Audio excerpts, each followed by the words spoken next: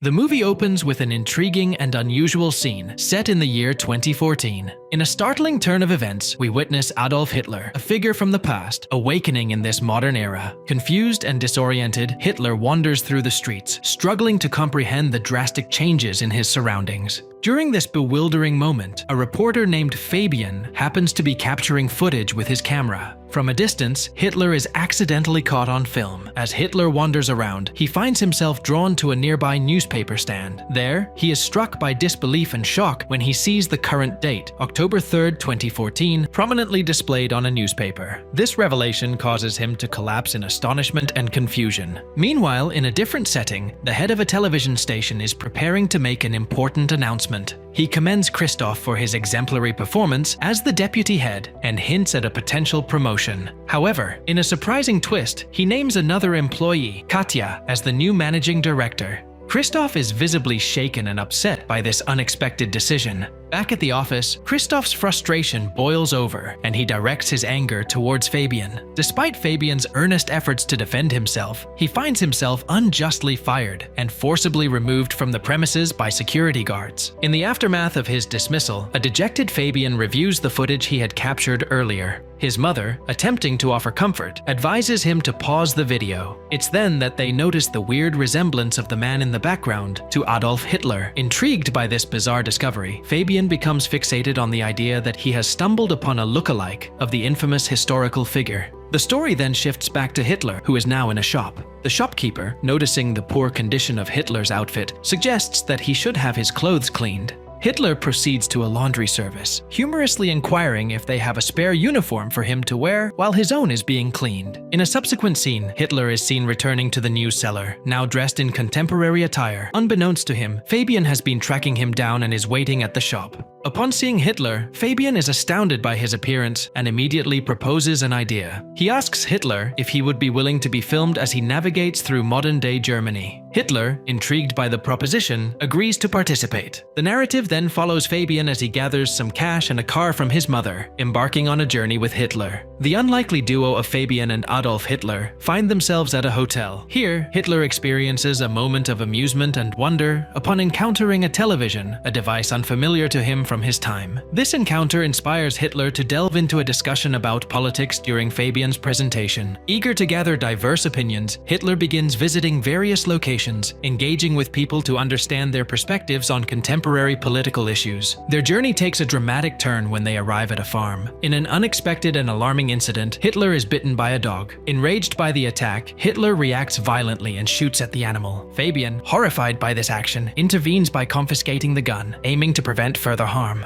Meanwhile, back in the city, Fabian shares a video clip of Hitler with Christoph, his former boss. The video, which Fabian had uploaded online, garners a significant number of views, much to Christoph's surprise and interest. Impressed by the video's popularity, Christoph inquires about Hitler's contact information, sensing an opportunity. Upon meeting Hitler, Christoph is quickly taken aback, suspecting him to be mentally unstable. He urges Fabian to remove Hitler from the office premises. However, before leaving, Hitler boldly enters the director's office and proposes a plan to save Germany together. Intrigued by this proposition, Katja, the director, eagerly asks for more details about his plan. She immediately instructs her assistant to start working on a TV format that could feature Hitler's ideas. Fabian leverages the situation to his advantage. He threatens Christoph with the possibility of taking Hitler away unless he is reinstated in his job. Christoph, feeling cornered, agrees to rehire Fabian, although as a kitchen boy initially, with the promise of a future editorial promotion. As the story progresses, Hitler is assigned a workspace in the TV studio. Christoph introduces him to Vera, who assists Hitler in adapting to modern computer technology. Hitler, reminiscing about the technological advancements of his era, expresses his admiration for the invention of computers. Christoph, still harboring resentment over Katja's promotion and his own missed opportunity, devises an evil plan.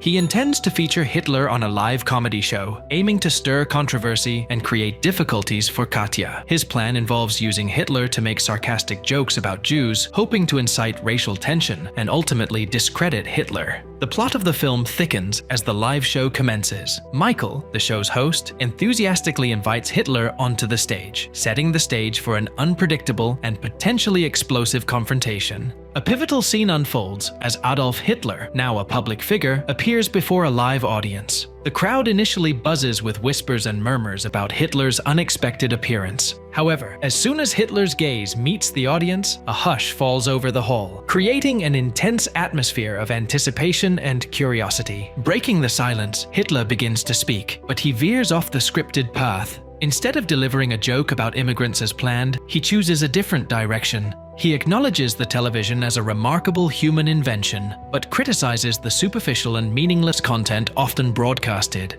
Hitler then shifts focus to address more serious societal issues, such as poverty and unemployment. He warns that the country is unknowingly heading towards a mess, a decline that is going unnoticed by the masses. In a surprising move, Hitler pledges to combat these societal issues. This unexpected stance resonates with the audience, who respond with applause and support, admiring his courage to speak out. Observing Hitler's soaring popularity, Katya, the director, decides to capitalize on the situation. She instructs Christoph to feature Hitler in every possible show, aiming to maximize viewership. However, this development leaves Christoph frustrated and distressed, as it marks the failure of his initial plan to discredit Hitler and Katya. The narrative then follows Hitler's drastic rise in popularity. He appears on numerous TV shows, where he consistently shares his vision of making Germany great again. Hitler's influence grows, and he starts to charm everyone with his visions and ideas. In a significant development, Hitler and Fabian visit the headquarters of the NPD, National Democratic Party, in Berlin. There, Hitler confronts the federal chairman of the NPD, questioning the party's achievements and criticizing them for setting back their movement by decades through their actions. The plot takes another turn when police officers and the district attorney arrive at the TV studio. They explain they are investigating a complaint related to violations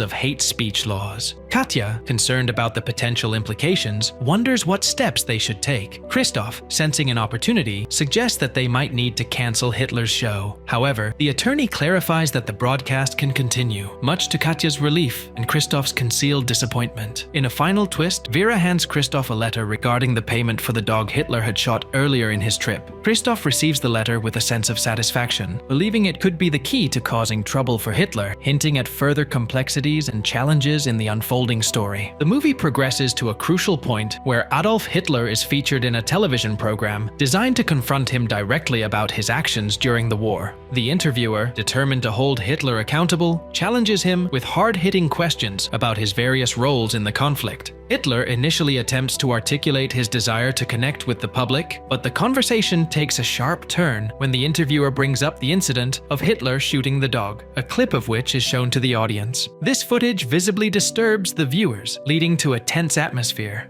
Angered by this confrontation and the public's reaction to the footage, Hitler reacts aggressively. He threatens the interviewer with violence, warning that he could turn the TV studio into a parking lot for tanks. This outburst and the audience's negative response please Christoph, who sees this as an opportunity to advance his own agenda. Following this disastrous interview, a significant change occurs at the television station. Katya is dismissed from her position, and Christoph, capitalizing on the situation, is appointed as the new manager. This marks a turning point in Christoph's plan, indicating his success in manipulating the circumstances to his advantage. In the aftermath, Hitler seeks refuge at Fabian's house. There, he reflects on the unexpected path his life has taken and begins writing his second book. This new literary endeavor quickly gains attention and enters the market, adding another layer to Hitler's complex narrative. A few months later, a crucial meeting takes place at the TV studio, where the staff discusses the company's significant financial losses. Christoph, still optimistic, believes that Michael's show could turn their fortunes around. However, he is dealt another blow when he learns that Michael has resigned. Frustrated and desperate, Christoph lashes out at his employees for the loss of the show. Amidst this chaos, one staff member proposes the idea of bringing Hitler back on air. This suggestion piques Christoph's interest, leading him to seek out Hitler once again. He approaches Fabian with a lucrative offer. He will invest $1 million in the film that Fabian and Hitler are shooting, provided they allow the movie to be broadcasted on their TV station.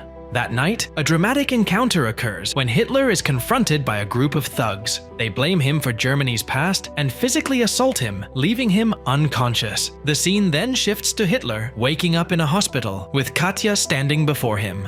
Fabian, deeply immersed in examining the footage he had captured earlier, makes a startling discovery. He observes that Hitler mysteriously rose from the ground in a location marked as the historical Führerbunker. Intrigued and confused by this revelation, Fabian rushes to the hospital seeking answers, only to find that Hitler is no longer there. Katja informs him that Hitler has gone to the film's shooting set. Convinced of the truth he has uncovered, Fabian confronts Katja, asserting that the man they have been interacting with is, in fact, the real Adolf Hitler. However, Katja is skeptical of this claim and dismisses Fabian's theory. In his frantic attempt to convince her, Fabian's behavior becomes increasingly erratic, prompting the guards to intervene. Despite their efforts, Fabian manages to escape and hurries to the set. Upon reaching the set, Fabian, armed with a gun, confronts Hitler. He demands the truth about Hitler's identity. Hitler, unflinching, responds that he never pretended to be anyone other than himself. In a heated exchange, Fabian accuses Hitler of deceiving people with propaganda. The tension escalates as Fabian takes Hitler to the rooftop,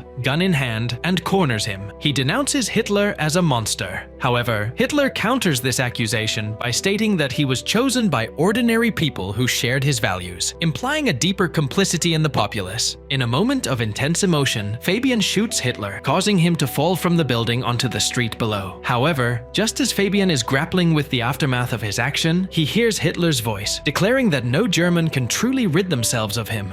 To Fabian's shock, Hitler, who was believed to have fallen, reappears unharmed. The scene then takes an unexpected twist, revealing that the entire confrontation was part of a film shoot. The scene is called to a cut, and the set erupts in cheers for the successful shoot. In a surreal turn, it is revealed that the character of Fabian was portrayed by an actor in the film within the film. Meanwhile, in a separate scene, we see Fabian in a mental ward. Fabian has lost his sanity. The movie concludes with Hitler gaining renewed popularity as the film they have created goes viral. And with that, the movie ends. We hope you enjoyed our video. Watch the next recaps on the screen, and don't forget to subscribe for more amazing recaps. See you in the next one.